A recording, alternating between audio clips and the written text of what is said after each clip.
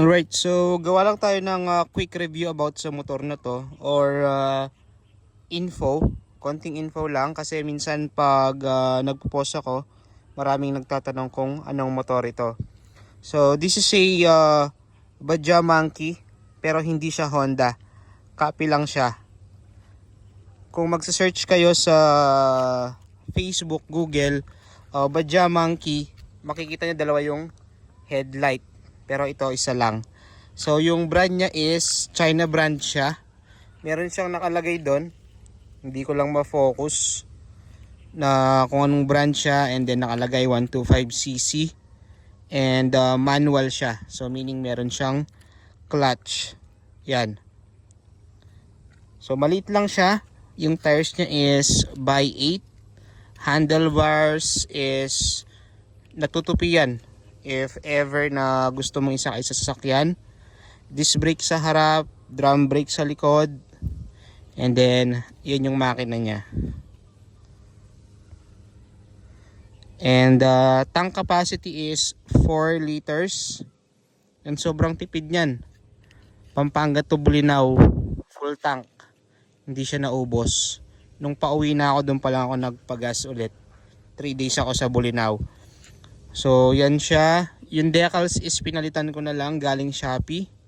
Signal light pinalitan ko na rin, galing Shopee.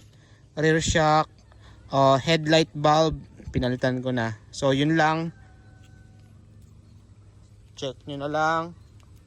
Top speed is kaya niyang mag 100 pero ma-vibrate na yung makina. So hanggang 90 lang ako dito. Trinay ko na ng 100. Nung medyo vibrate, binalik ko sa 90 yung takbuhan ko. Hindi ko na sinagad talaga. And nga pala, if ever na interested kayo, for sale nga pala to. So odo nyo is 1,283. Sound check natin. Push start.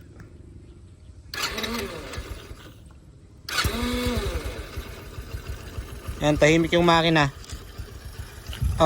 Nung unang change oil ko dito is 118 pa lang yung tinakbo. Nag-change oil na ako. And then next is 500, nag-change oil ako. Tapos biyaheng Bolinao. And then biyaheng Florida pag uwi. Yun, change oil ulit. So sa 1,283 na odo, 3 times na ako nag-change oil. Wala lang, trip ko lang. So ito siya, ayan. Sobrang tahimik ng makina.